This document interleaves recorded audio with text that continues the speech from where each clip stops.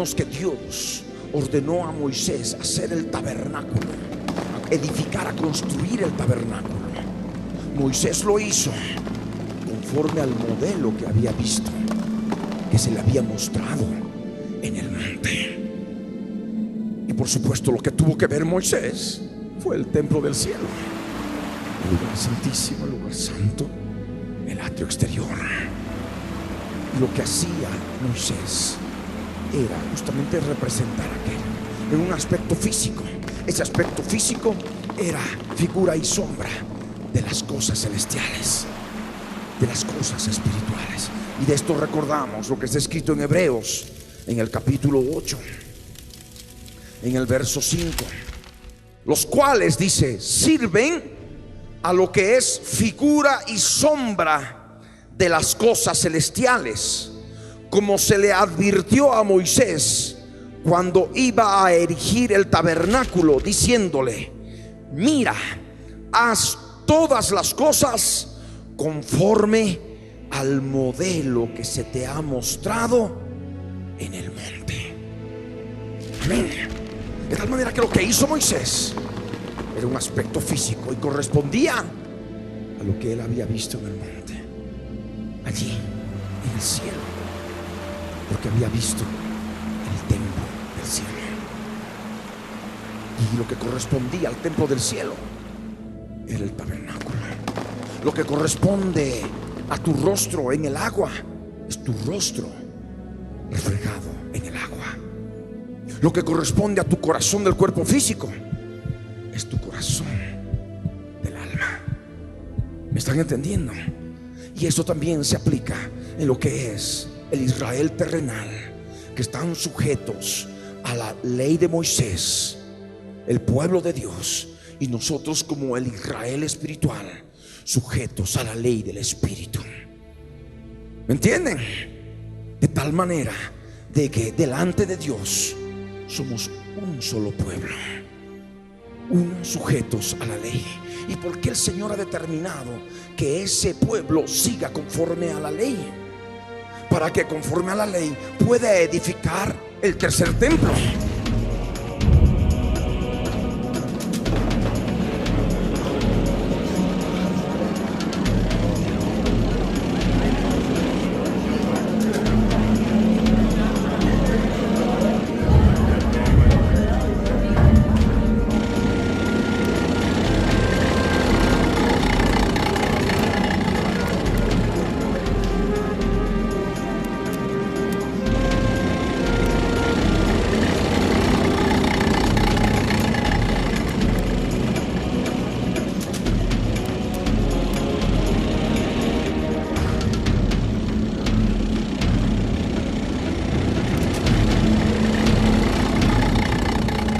Conociendo lo que es el tercer templo, construido en Jerusalén, la ciudad santa, aquellos que formamos parte del Israel espiritual, el pueblo de Dios, podamos comprender y entender estas cosas y cumplir lo que el Señor nos ha encomendado, de anunciar el testimonio de Jesucristo a todas las naciones, anunciando su venida al fin de los días. Porque si no hubiera pueblo judío todavía sujeto a la ley, no habría ni siquiera que pensar en un tercer templo judío, no habría ni siquiera que pensar en Jerusalén.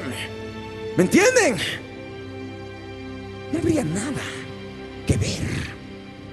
Pero Dios justamente ha dejado a su pueblo así, porque justamente para nosotros se constituye en un reloj profético del Dios de la Biblia. Por eso nuestro programa de noticias respecto de Israel, ¿cómo se llama? Israel, reloj de Dios. Amén.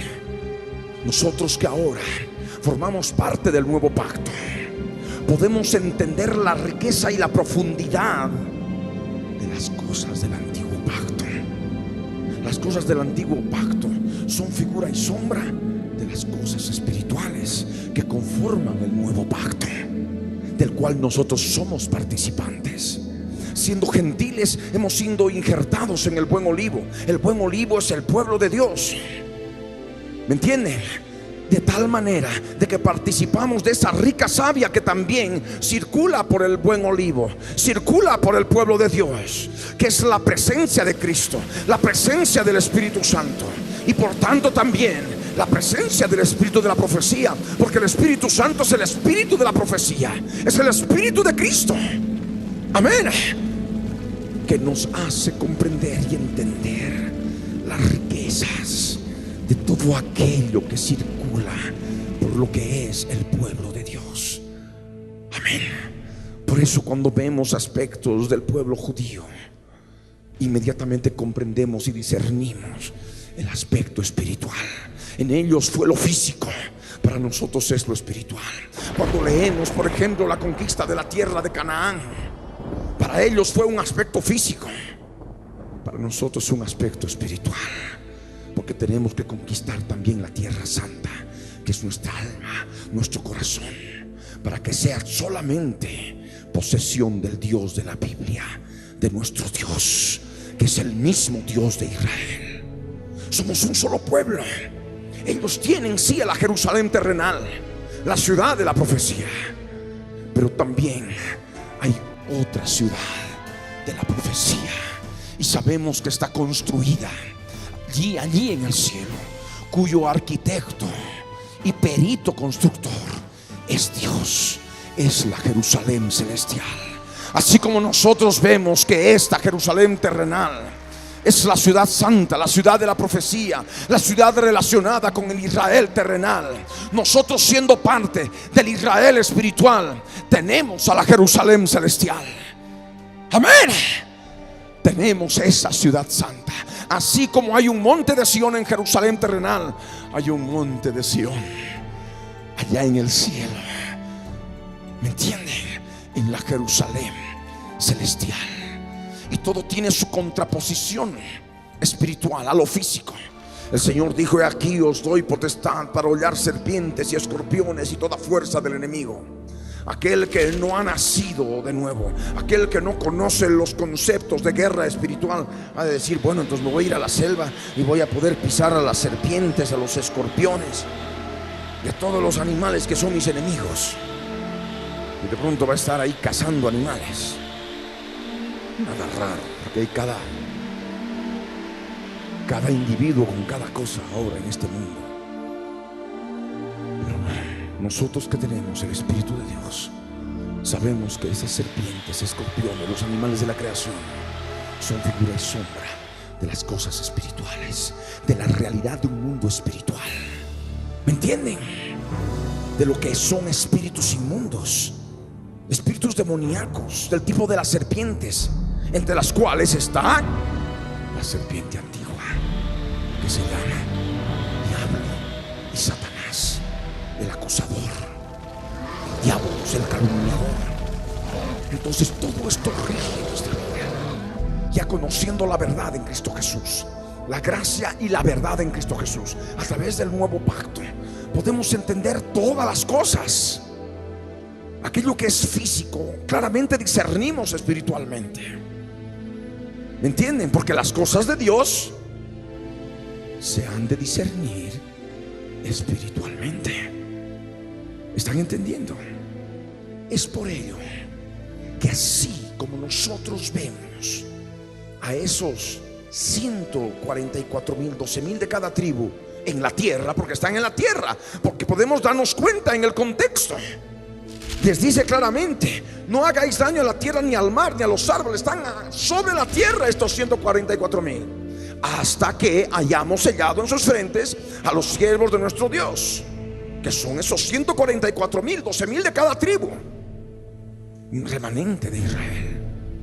Bien, pero más adelante en Apocalipsis 14, en el verso 1, adelante: pero estos no están en la tierra, están en el cielo, están en el monte de Sión, en el cielo.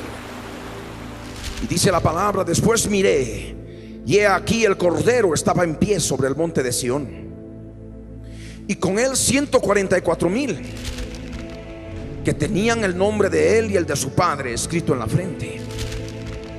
Y oí una voz del cielo, como estruendo de muchas aguas y como sonido de un gran trueno. Y la voz que oí era como de arpistas que tocaban sus arpas y cantaban un cántico nuevo delante del trono y delante de los 4 seres vivientes y de los ancianos. Y nadie podía aprender el cántico sino aquellos 144,000 que fueron redimidos de entre los de la tierra. Estos son los que no se contaminaron con mujeres, pues son vírgenes. Estos son los que siguen al Cordero por donde quiera que va. Estos fueron redimidos de entre los hombres como primicias para Dios y para el Cordero. Y en sus bocas no fue hallada mentira, pues son sin mancha delante del trono de Dios. Es esta la palabra. El apóstol Juan dice que miró y aquí el Cordero estaba en pie sobre el monte de Sión. El Cordero sabemos que está en ese monte de Sión en el cielo. En Hebreos capítulo 12, verso 22 al 24 nos dice: sino que os habéis acercado al monte de Sión, a la ciudad del Dios vivo, Jerusalén la celestial, a la compañía de muchos millares de ángeles, a la congregación de los primogénitos que están inscritos en los cielos, a Dios el juez de todos, a los espíritus de los justos hechos perfectos, a Jesús el mediador del nuevo pacto, y a la sangre rociada que habla mejor que la de Abel. De tal manera que es este el Cordero, Jesús el mediador del nuevo pacto, que está en pie sobre el monte de Sión, pero en el cielo, porque no está en la tierra. ¿Me entienden? Porque todavía no se ha producido la segunda venida de Cristo. No, esto es en el cielo, porque los cánticos no son en la tierra, son en el cielo.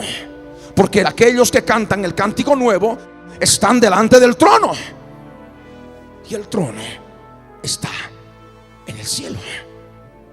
¿Me están entendiendo? De tal manera que estos 144,000 son el reflejo del rostro de los otros 144,000 del rostro de esos 12,000 de cada tribu. Aquí no se mencionan los 12,000 de cada tribu. Ellos forman parte del Cordero, tienen el nombre de Él, el nombre de su Padre escrito en su frente.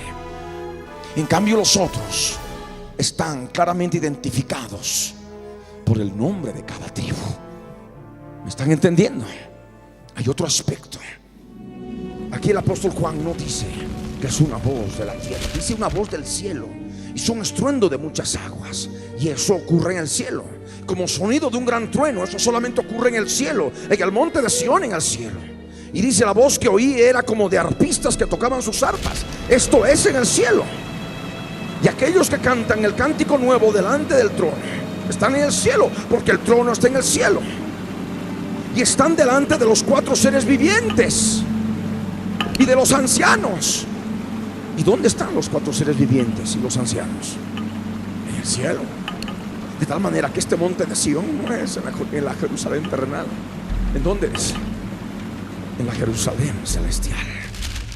Y dice la palabra: nadie podía aprender el cántico sino aquellos 144,000 que fueron redimidos de entre los de la tierra. Si estuvieran en la tierra, bueno, todavía tendrían que ser redimidos, y tendría que decir: ellos van a ser redimidos de la tierra. Entonces podríamos entender que están en la tierra, pero no, y están en el cielo. De tal manera que estos están allá en el trono y han sido redimidos de la tierra, han sido rescatados. ¿Qué significa redención? ¿Qué significa redentor? Sabemos de que el redentor es aquel que, viendo a una persona o varias personas esclavizadas por aquel que tiene los derechos para esclavizarlos, este redentor decide pagar el precio para traer libertad a aquellos que están esclavizados, y les trae, compra su libertad, de tal manera que, pagando pagando el precio de redención, vienen a constituirse en siervos del Redentor y no son más ya esclavos del esclavizador. ¿Están entendiendo? El esclavizador es Satanás.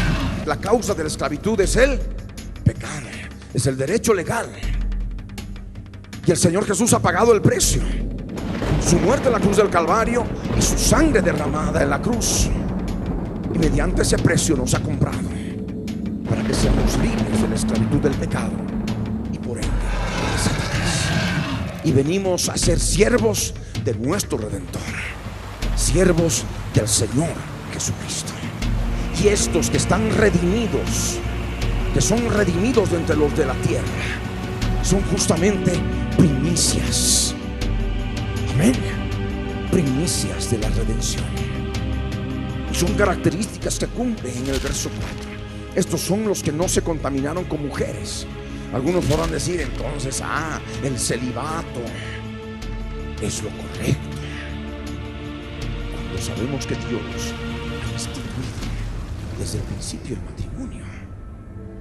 Porque de otra manera al hombre lo hubiera mantenido solo, al varón, y nunca hubiera creado a la mujer.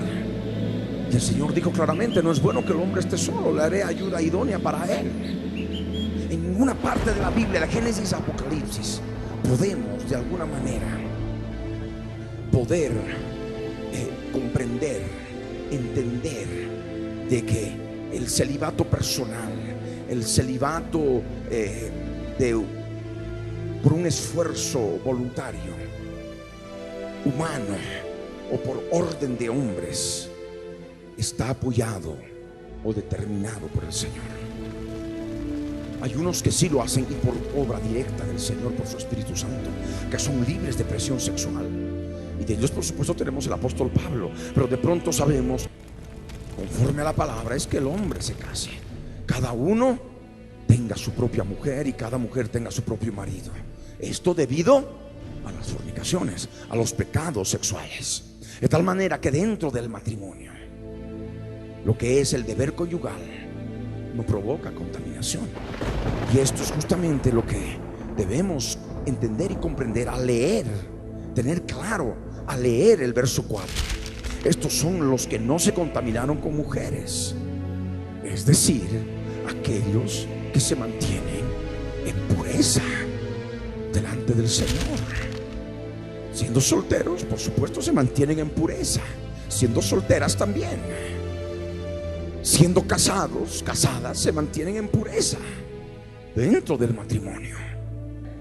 Estos son los que no se contaminaron. Y dice, pues son vírgenes, vírgenes en cuanto a lo que es pecado de tipo sexual, que no se constituye como tal dentro del matrimonio como deber conyugal. Y por supuesto, solteros y solteras, doncellas y solteros, siervos que se mantienen en esa pureza.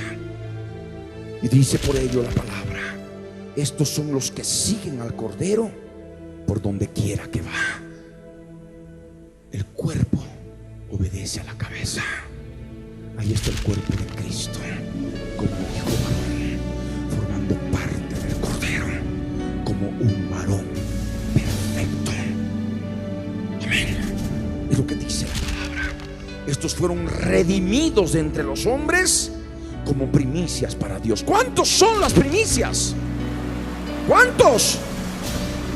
144,000. Durante mucho tiempo sí me he guardado esto. Veía como que de pronto iba, si esto lo compartí hace algunos años, esto iba a causar como que de pronto un cisma en el pueblo. Pero ha llegado el tiempo del Señor en que hay madurez como para poder entender que no es una enorme y prodigiosa multitud de millones que por el simple hecho de que me llamo cristiano, soy evangélico, como se le ha estado predicando durante todos estos años, van a estar de pronto en el arrebatamiento participando. Ese es un engaño. ¿Me entienden? Y por eso encontramos tanta gente en todo el mundo llevando su vida cristiana de una manera muy liviana. Dicen, sí, no, porque soy cristiano de la congregación, yo voy a ir, voy a ser arrebatado. No se preparan, no se fundamentan en la palabra. Están con un pie en el mundo y con un pie en lo que llaman cristianismo. Porque se les ha enseñado que van a ser muchos los que van a ser partícipes del arrebatamiento en el inicio, antes de la gran tribulación. Y han entrado por ello en ese estado de seguridad falsa. Porque como escuchan decir que son millones, entonces pues son millones. Y allí está el engaño. Pero en cambio ocurre algo, lo contrario, cuando sabiendo que son pocos, así como los atletas corren para llegar a la meta y ser los primeros, de la misma manera, para poder ser parte de esas primicias, hay que prepararse. Y eso permite mayor responsabilidad, mayor búsqueda del Señor, mayor limpieza de toda contaminación de carne y de espíritu, perfeccionando la santidad en el temor de Dios, participando en nuestra vida de todo el testimonio de Jesucristo, que es el espíritu de la profecía. Porque mediante el espíritu de la profecía podemos saber que cuando el Señor Jesús murió en la cruz del Calvario, allí hace casi 2000 años, venció a los principados y potestades y los exhibió públicamente, triunfando sobre ellos en la cruz. Por el espíritu de la profecía sabemos que es una realidad.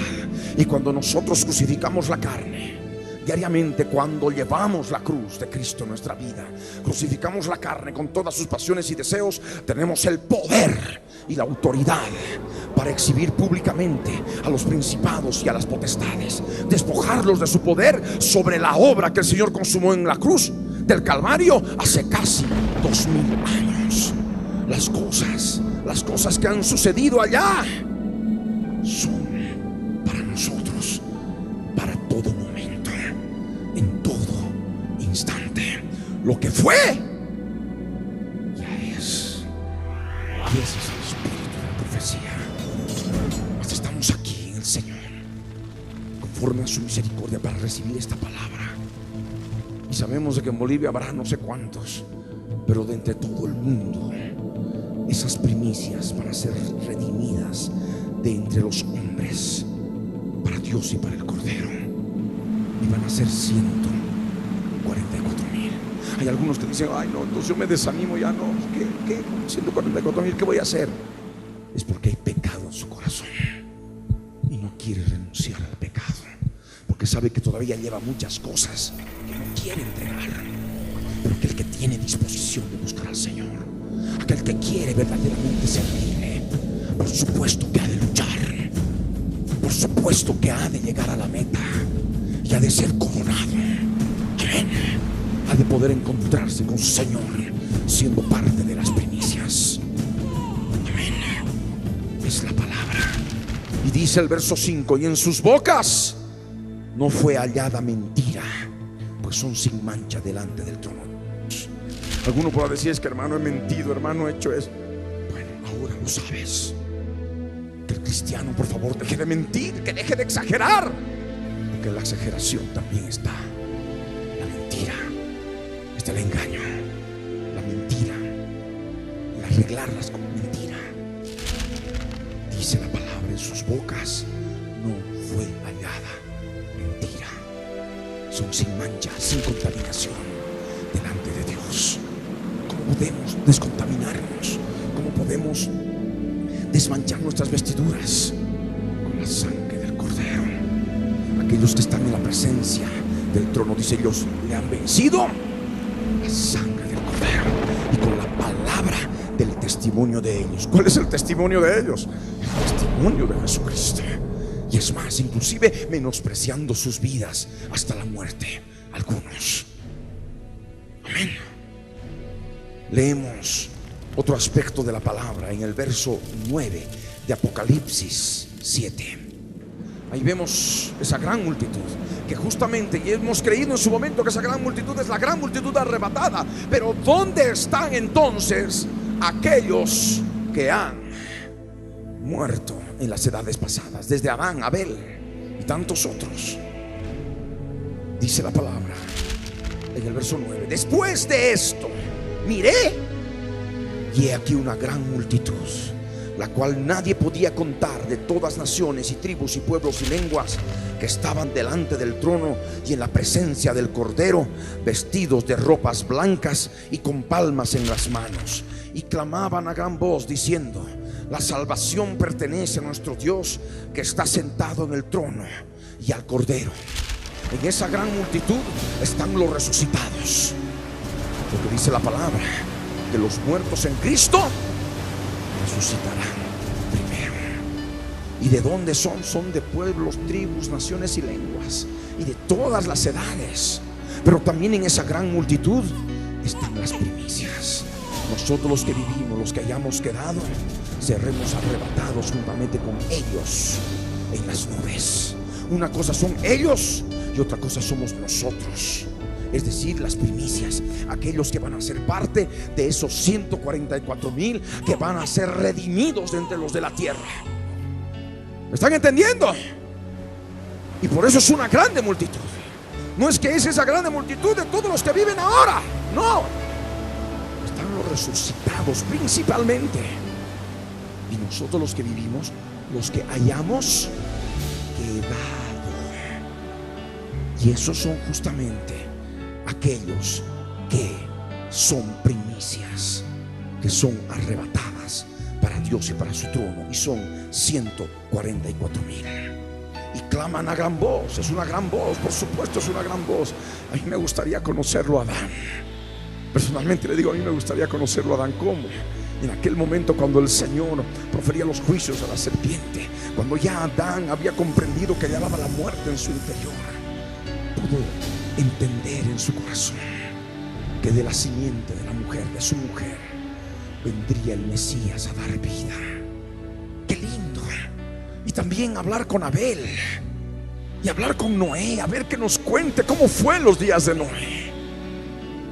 Hablar con Isaías, hablar con Abraham, hablar con Moisés, lo que ocurrió cuando se abrían las aguas del Mar Rojo, lo que experimentó cuando él estaba todavía dudando y buscando la presencia de Dios, y el Señor le dijo: utiliza, porque acudes a mí, utiliza tu vara, la autoridad. Y se abrieron las aguas.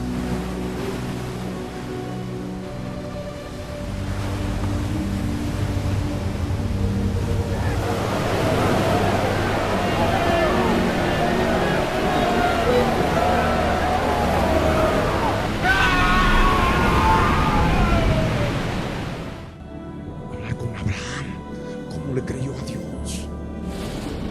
Tantas cosas hermosas. Y vamos a estar en esa grande multitud. ¿Cuántos lo creen? Si nos preparamos a tiempo, vamos a ser parte de esa grande multitud. Y vamos a estar juntamente con ellos diciendo: la salvación pertenece a nuestro Dios, que está sentado en el trono y al Cordero. ¿Y cuándo ha de ser esto? Este día 1158.5. Para los que se quedaron, saben que tienen que esperar 1335 días para ver al Cordero, pero ya no como parte del cuerpo del Hijo varón, sino como la novia, como la esposa, para participar de las bodas del Cordero.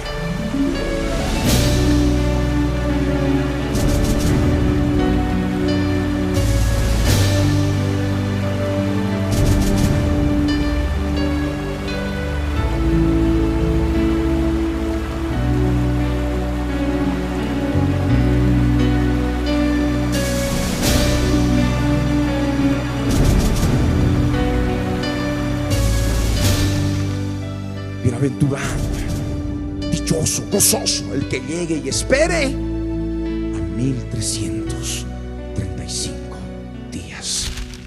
Verso 11, y dice: y todos los ángeles estaban en pie alrededor del trono y de los ancianos y de los 4 seres vivientes, y se postraron sobre sus rostros delante del trono y adoraron a Dios. ¿Dónde es el trono? ¿En la tierra? Sí. Por eso sabemos que ese trono que nos menciona Apocalipsis 14 en relación al contexto de los 144,000, ese trono está en el cielo, y los 144,000 están en el cielo. Amén. Son primicias delante de Dios. Dice la palabra en el verso 12, diciendo: amén, la bendición y la gloria y la sabiduría y la acción de gracias y la honra y el poder y la fortaleza sean a nuestro Dios por los siglos de los siglos. Amén. Aquí estamos hablando de seres espirituales. Los seres espirituales con carne diferente, carne espiritual, no son redimidos con la sangre de Cristo. No conocen por tanto de salvación. Por ello a ellos no les compete hablar de salvación. Entre estos seres espirituales están los ángeles en pie alrededor del trono.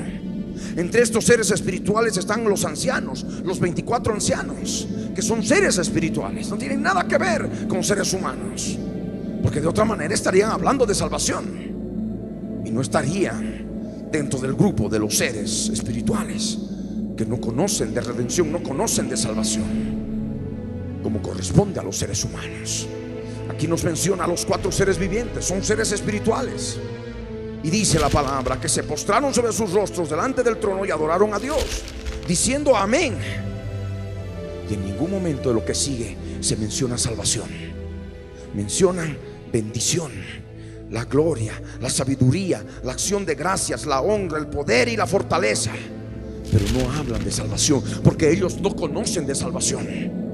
¿Me entienden? Por eso tenemos el fundamento claro, más claro, en relación a que los 24 ancianos, como algunos hablan por ahí, que son parte de la iglesia de Cristo, que si son los 12 apóstoles más otros 12 y no sé qué tantas tonterías. No son seres humanos redimidos. ¿Me entienden? Porque si fueran así, estarían en el grupo que hablan de salvación y no hablan de salvación. El verso 13 dice: entonces uno de los ancianos habló diciéndome: estos que están vestidos de ropas blancas, ¿quiénes son y de dónde han venido? Yo le dije: Señor, tú lo sabes. Y él me dijo: estos son los que han salido de la gran tribulación y han lavado sus ropas y las han emblanquecido en la sangre del Cordero. Han salido de la gran tribulación. Cuando utilizamos el griego, ese pronombre de, eka, significa fuera de. Estos son los que han salido fuera de la gran tribulación. En alguna parte dice: y han tenido y no han recibido la marca en su frente o en sus manos, y no han adorado a la bestia ni a su imagen. ¿Dice eso? No dice eso. Para que puedan estar en el cielo es suficiente. Han lavado sus ropas y las han emblanquecido en la sangre del Cordero. Y por eso han salido fuera de la gran tribulación. ¿Y cuándo empezó la gran tribulación? En el momento que empieza el gran terremoto. El gran día de su ira ha llegado. La gran tribulación ha empezado. Y está el terremoto, resurrección. Empezó ya la gran tribulación. Y después de la resurrección, cuando ya terminó ese terremoto, ¿qué viene? Arrebatamiento. Estos son los que han salido fuera de la gran tribulación y han lavado sus ropas y las han emblanquecido en la sangre del Cordero. El verso 15 dice: por eso están delante del trono de Dios y le sirven día y noche en su templo. Y el que está sentado en su trono extenderá su tabernáculo sobre ellos. Ya no tendrán hambre ni sed, y el sol no caerá más sobre ellos, ni calor alguno, porque el Cordero que está en medio del trono los pastoreará y los guiará a fuentes de aguas de vida. Y Dios enjugará toda lágrima de los ojos de ellos. Toda lágrima. Porque el tiempo previo de aquellos que son arrebatados, o de aquellos que también que murieron, ha de ser un tiempo penoso. Penoso. ¿Y cuántos de nuestros hermanos en la antigüedad, cuando leemos Hebreos 11 respecto de la fe, respecto de nuestros hermanos de la fe, que tuvieron el mismo testimonio de Jesucristo que poseemos, fueron perseguidos, aserrados, caminaron desnudos, considerados como lo vil del mundo? ¿Me entienden? Pues el Señor ha de enjugar toda lágrima nuestros ojos. Amén. Leemos Apocalipsis 8. ¿Qué viene después del sexto sello? Viene el séptimo sello. Dice: cuando abrió el séptimo sello, se hizo silencio en el cielo como por media hora. De tal manera que aquí se abre el séptimo sello. En este día 1158 y medio o 13 horas más. Y hay media hora después de que se ha desatado el séptimo sello. Media hora de silencio. Por eso sabemos de que lo que sigue más adelante, después del séptimo sello, el toque de las primeras 4 trompetas, viene después de media hora que se ha tocado el séptimo sello. Por eso determinamos que el toque de la primera, la segunda, la tercera y la cuarta viene el día 1158.5. Y si siendo más exactos, sabemos 13 horas más 30 minutos. Amén. Y dice la palabra en el verso 2: y vi a los 7 ángeles que estaban en pie ante Dios, y se les dieron 7 trompetas. Otro ángel vino entonces y se paró ante el altar con un incensario de oro, y se le dio mucho incienso para añadirlo a las oraciones de todos los santos sobre el altar de oro que estaba delante del trono. Y de la mano del ángel subió a la presencia de Dios el humo del incienso con las oraciones de los santos. Y el ángel tomó el incensario y lo llenó de fuego del altar y lo arrojó a la tierra.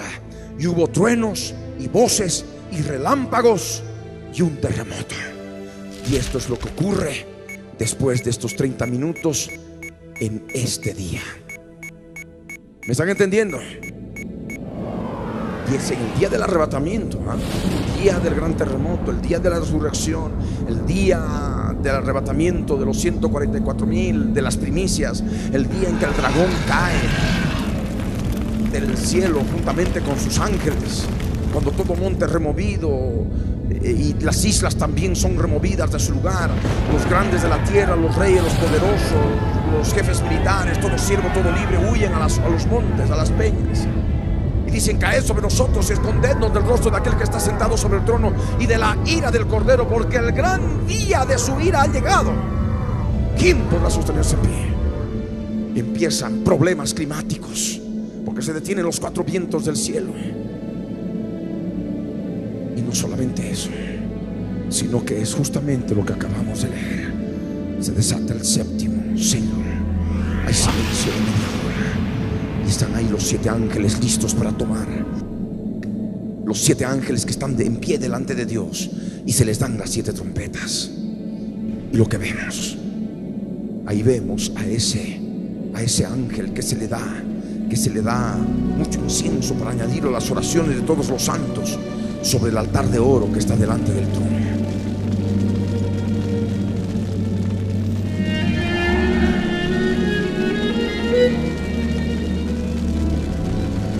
De la mano del ángel sube a la presencia de Dios el humo del incienso con las oraciones de los santos.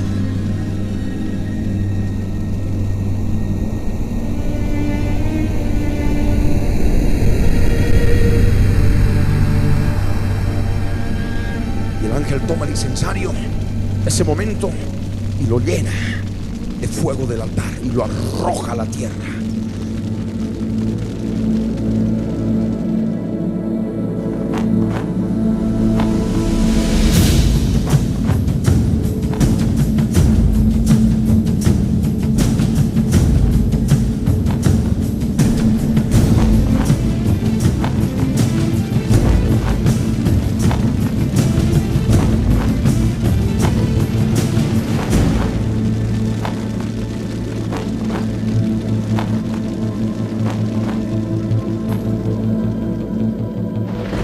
Inmediatamente la tierra que hay truenos, voces y relámpagos sobre la tierra, y la tierra tiembla.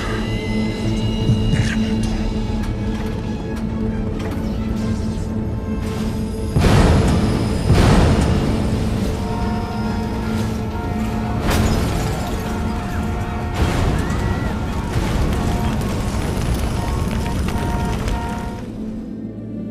Y se sabe, se ha tocado el séptimo sello hace media hora. Cuando estén en los refugios, pero no en los refugios de los 1260 días, sino estén en otros lugares ocultos, van a estar ahí ocultos, inclusive en las peñas, en las cuevas de los montes, juntamente con el resto. Probablemente muchos van a saber lo que ya está pasando. Inmediatamente, ¿qué sucederá?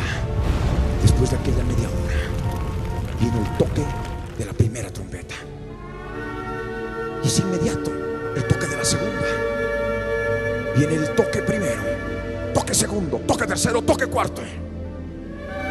No es que hay días, es uno después de otro, de tal manera que luego los eventos que son productos del toque de estas 4 trompetas casi vienen a darse en forma paralela sobre la tierra este mismo día. La gran tribulación ha empezado. ¿Ahora me entienden? Es el día del Señor, algo espantoso. Y dice la palabra en el verso 6: los 7 ángeles que tenían las 7 trompetas se dispusieron a tocarlas. El primer ángel tocó la trompeta y hubo granizo y fuego mezclados con sangre, que fueron lanzados sobre la tierra, y la tercera parte de los árboles se quemó, y se quemó toda la hierba verde. Incendios forestales, granizo simultáneamente con fuego y mezclados con sangre, algo sobrenatural. Esos son los juicios de Dios que empieza en el gran día de su ira, el día 1158.5.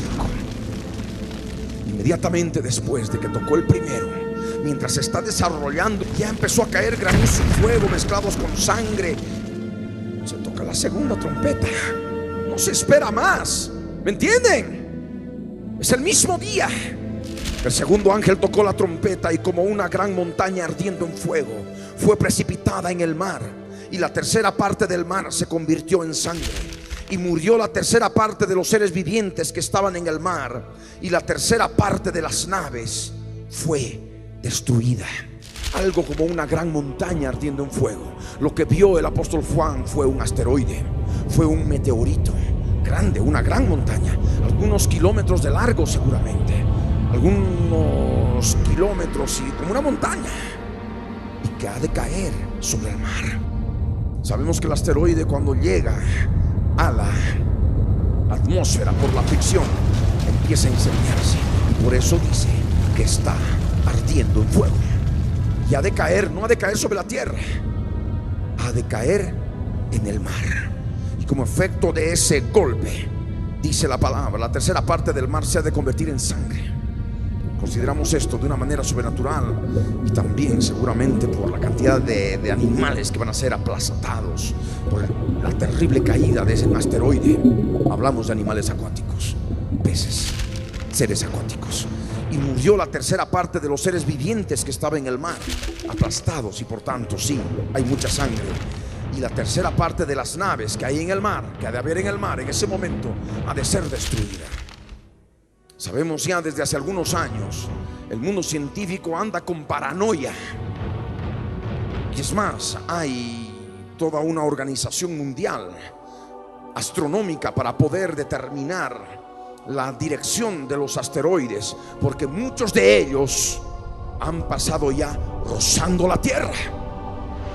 Y de esto está documentado, y lo van a poder leer en el libro del Cuerno Grande de Seattle, con días, con fechas específicas respecto de asteroides que han pasado ya muy cerca.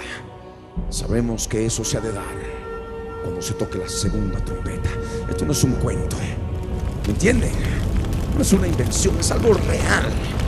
Ya de alguna manera se está viendo, se está preparando. Hay psicosis, hay paranoia en relación a lo que podría ocurrir si uno de esos asteroides de pronto chocara la Tierra. Sabemos que ha de chocar, ha de caer en la Tierra, pero no sobre tierra firme, sino ha de caer en el mar. Y por tanto los efectos van a ser mucho menores que lo que ocurriría si cayera en la tierra. Amén. Y por esto aseguramos y les decimos claramente Si tienen tanto temor a ese asteroide, a un asteroide que ha de caer sobre la Tierra, bien, ha de caer, es cierto, ha de caer, pero ha de caer en el mar. Les aseguramos, como 1 más 1 es igual a 2. No ha de caer en la tierra, ha de caer en el mar. Inmediatamente a lo que ocurra cuando empieza ese gran terremoto y esos 30 minutos y todo lo que hemos compartido. El tercer ángel, verso 10, el tercer ángel tocó la trompeta y cayó del cielo una gran estrella, y ardiendo como una antorcha, y cayó sobre la tercera parte de los ríos y sobre las fuentes de las aguas. Y el nombre de la estrella es Ajenjo. Y la tercera parte de las aguas se convirtió en ajenjo, y muchos hombres murieron a causa de esas aguas, porque se hicieron amargas. Cuando el apóstol Juan ve este evento, trata de poder explicar lo que vio, y dice y tipifica justamente aquello que cae del cielo, cae ardiendo como una antorcha. Lo primero que conocía Juan en aquellos días era una antorcha. Y cuando una antorcha se arroja desde, por ejemplo, un último piso encendida, pues toma justamente la manera de un cometa, la forma de un cometa. ¿Me entienden? Es la manera en lo que podemos entender que Juan pudo describir a esa gran estrella ardiendo como una antorcha que cae del cielo sobre la tierra, y en especial sobre los ríos y sobre las fuentes de las aguas. Y hay algo especial que ocurre. Dice que las aguas se convierten en ajenjo, y muchos hombres mueren a causa de esas aguas porque se van a hacer amargas. Y uno de los aspectos que se analiza es justamente el contenido químico de los cometas, y tienen isótopos de nitrógeno y que podrían provocar envenenamiento. Y esto es una realidad ya en este tiempo. Se trata de ver y de analizar las composiciones químicas con aparatos, espectrómetros, en fin, de lo que es, lo que tiene en su composición los cometas. Sabemos también que ese mismo día ha de caer un cometa en la tierra, y las aguas se van a contaminar, van a hacer aguas venenosas, por lo cual aquellos hombres que ya estén saliendo, cuando ya hayan salido de las cuevas, para los días siguientes, antes del día 1230, que el cuerno grande entra al lugar santo, en este periodo salen de las cuevas y salen en dirección a las ciudades, tienen sed, encuentran ríos, encuentran agua para beber. Esas aguas, la tercera parte de la tierra, esas aguas están envenenadas. Amén. Forma parte de los juicios del Dios de la Biblia. Para ese tiempo ya no hay retroceso. Dice la palabra que muchos hombres van a morir, muchos hombres, muchos seres humanos, entre varones y mujeres, van a morir a causa de esas aguas, porque se van a hacer amargas. Y esa estrella recibe un nombre, y a ese cometa le podemos poner un nombre. Se llama ya, conforme a la Biblia, Ajenjo. Como al hombre de pecado, al hijo de perdición, lo llamamos el cuerno grande del macho cabrío, el cuerno grande de la cuarta bestia. Ya sabemos quién es él. Amén. El verso 12 dice: el cuarto ángel tocó la trompeta, y fue herida la tercera parte del sol, y la tercera parte de la luna, y la tercera parte de las estrellas, para que se oscureciese la tercera parte de ellos, y no hubiese luz en la tercera parte del día, y asimismo en la noche. Por ejemplo, tenemos 12 horas de luz. La tercera parte de esas horas de luz se va a hacer oscura, de tal manera que si amanece a las 6 de la mañana, a las 10 de la mañana todavía no ha de amanecer, ha de estar recién clareando. Van a ser todavía 4 horas de oscuridad. Se van a reducir los días. Es lo que entendemos por la palabra. Y en la noche también, si hay noche estrellada, en fin, no ha de haber luz en la tercera parte de la noche. No ha de haber luz, total oscuridad. Por eso entendemos de esta manera lo que el Señor ya nos habla para aquellos días. Y es lo que habíamos compartido en Mateo 24, verso 22. Si aquellos días no fuesen acortados, nadie sería salvo. Mas por causa de los escogidos, aquellos días serán acortados. Las horas de luz van a limitar a lo que se pueda hacer. ¿Me entienden? Y por lo tanto van a haber más horas de oscuridad. Y esto por efecto del poder de Dios. El verso 13, Apocalipsis 8, verso 13. Y miré y oí a un ángel volar por en medio del cielo, diciendo a gran voz: ¡ay! ¡ay!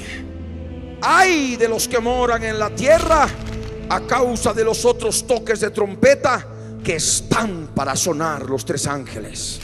Y es justamente acá. Después de que se ha tocado la primera, la segunda, la tercera y la cuarta, viene ese ángel y dice: ¡ay! ¡ay! ¡ay! El primer ay con la quinta trompeta, el segundo ay con la sexta trompeta, el tercer ay con la séptima trompeta. ¡Ay, ay, ay de los moradores de la tierra! Dice la escritura, de los que moran en la tierra a causa de los otros toques de trompeta que están para sonar los tres ángeles. Por eso sabemos que hay un periodo de tiempo. Por eso están para tocar, o sea, como que se frena. Vinieron uno detrás de otro, la primera, la segunda, la tercera y la cuarta trompeta, y de pronto se frena y dice un ángel: ¡ay! De aquellos otros toques de trompeta que están para sonar los tres ángeles. Y ya entramos al día 1230, cuando se toca la quinta trompeta, cuando el hombre de pecado, hijo de perdición, está en el tercer templo, el día 1230. Amén. Y lo matan.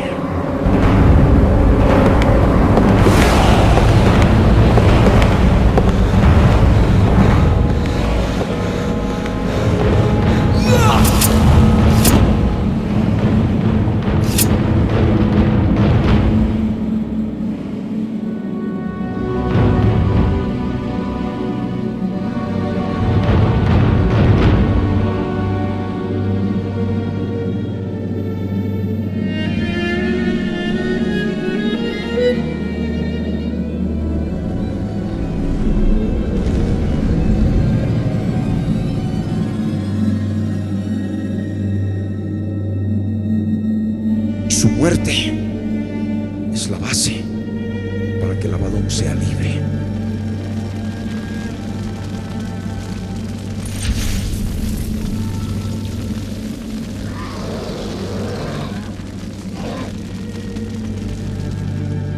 Y tome posesión del cuerpo del príncipe de Tiro, del hombre de pecado, el hijo de perdición.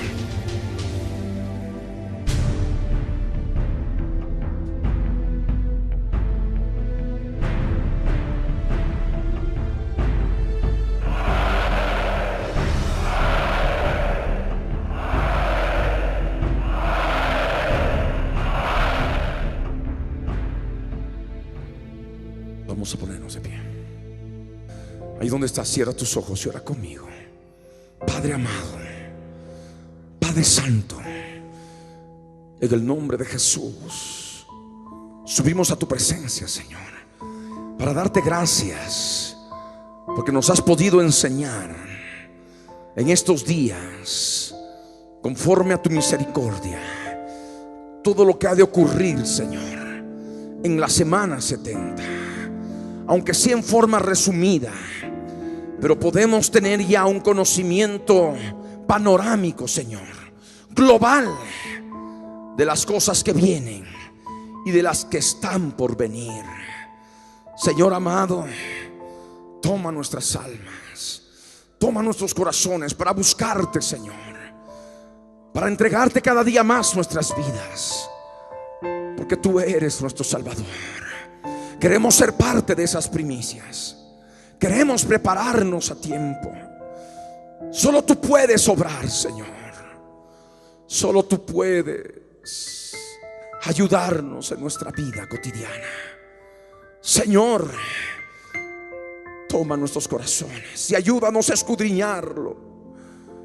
Cada uno debemos escudriñar nuestro corazón, Señor, para saber lo que hay, a fin de limpiar de toda inmundicia, de toda contaminación de carne y de espíritu inmundo. Señor, gracias te doy, Padre Santo. Gracias por este día, Señor.